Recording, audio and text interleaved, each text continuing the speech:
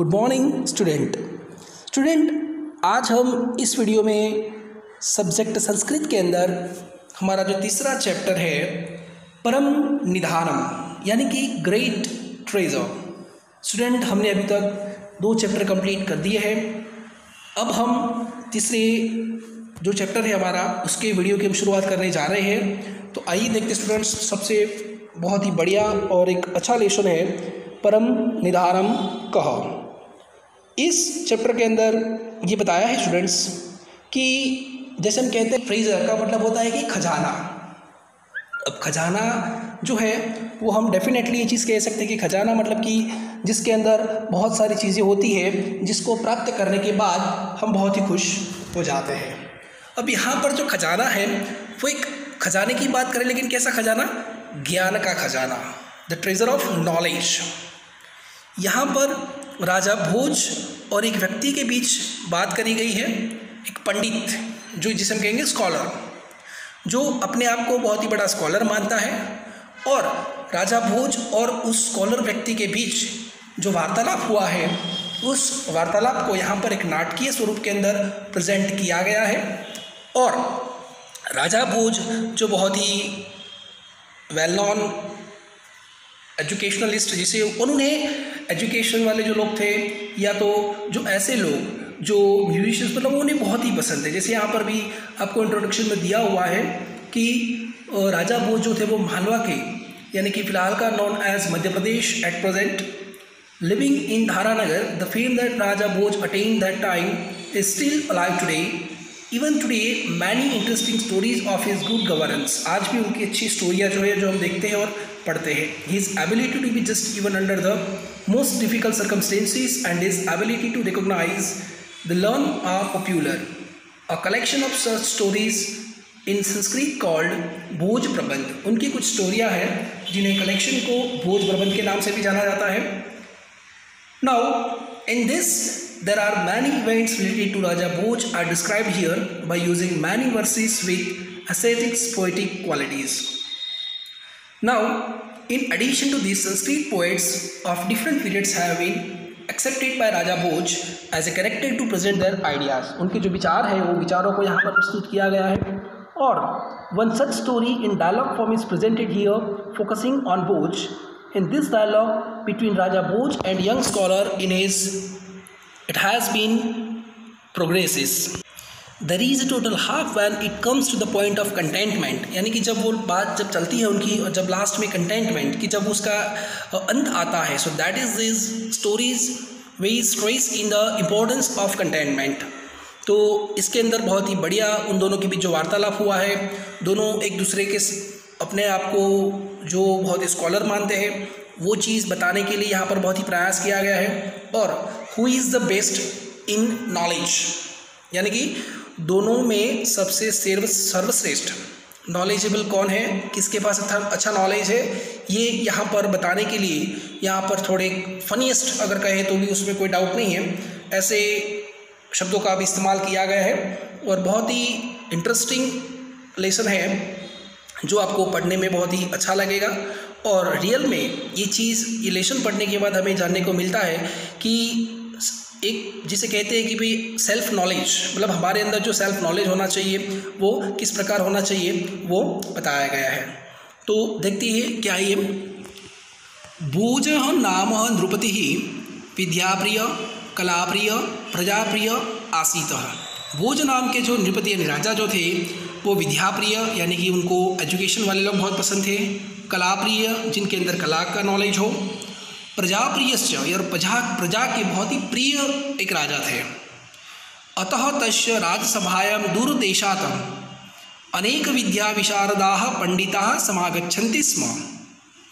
इसलिए उनकी राजसभा के अंदर दूर दूर के देशों से अनेक विद्या विशारदा, कई सारे विद्या विशारदा जो नॉलेज में बहुत ही अपने आप को पारंगत मानते थे, मतलब कि बहुत ही ऐसे मानते थे कि I have a full of knowledge in education. Pandita मतलब कि स्कॉलर पर्सन समागच्छन्ति स्म, वहाँ पर आते थे। भोज राजा जो थे वो विद्याप्रिय थे, कलाप्रिय थे और प्रजा के भी बहुत प्रिय थे।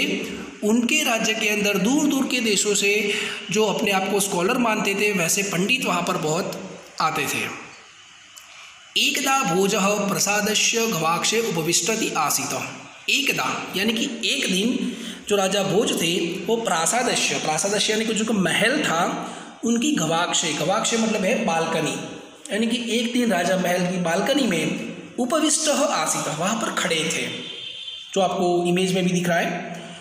सह मार्गे एकम, और वहाँ पर मार्ग में यानी कि रास्ते में एकम यानी एक, नवगंतुकम यानी कि अननोन व्यक्ति, जो आज से पहले राजा ने कभी उन्हें देखा नहीं था उनके राज्य के अंदर। नवगंतुकम अनभिज्ञम युवकम पश्यति, और वहाँ पर एक नवयुवान अनभिज्ञम जो अननोन था, जो नवयुवान था अननोन था राजा के लिए, एक ऐसे युवान को उन्होंने वहाँ पर देखा। जहाँ पर राजा का जो राज्य था उसके आगे जो रास्ता जाता था वहाँ पर उन्होंने बालकनी में खड़े खड़े इस व्यक्ति को देखा। तस्य परिचयं ज्ञातुं स तं प्रासादे आयति, और उनका परिचय करने के लिए, यानी कि राजा का हक बनता है, उनका अधिकार है कि कोई भी अननोन व्यक्ति जब राज्य के अंदर आता है तो उसके बारे में जानना चाहिए कि ये व्यक्ति कौन है। तो राजा ने भी उस व्यक्ति के बारे में जानने के लिए कि रियल में ये व्यक्ति कौन है, तो उसे जानने के लिए राजा ने क्या किया, उसे अपने महल में बुलाया।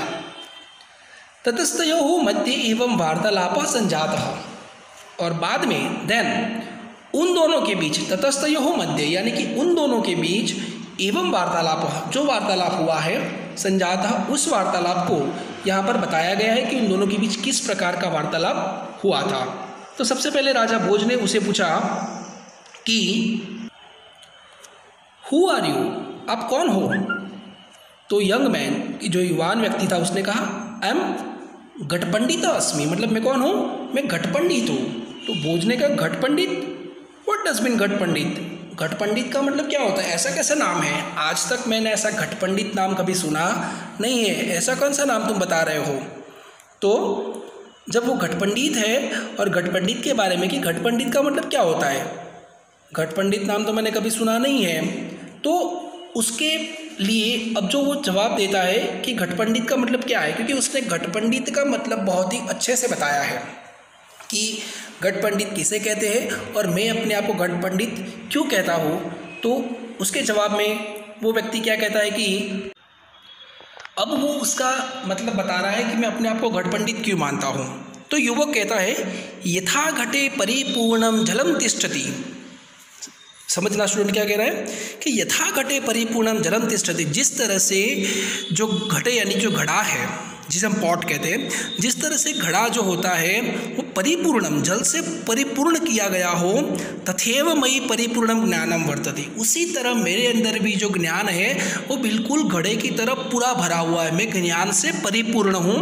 अतः अयम स्वात्मानम घटपंडितम मन्ये, इसलिए मैं अपने आप को क्या मानता हूँ, घटपंडितम मानता हूँ। घट यानी घड़ा यानी कि पंडित यानी कि ज्ञान से भरा हुआ घड़ा, मतलब कि मैं जो हूँ वो ज्ञान से भरा हुआ हूँ, इसलिए मैं अपने आप को घटपंडित मानता हूँ, ऐसा उसने राजा के सामने कहा, मतलब कि घटपंडित का उसने स्पष्टीकरण किया।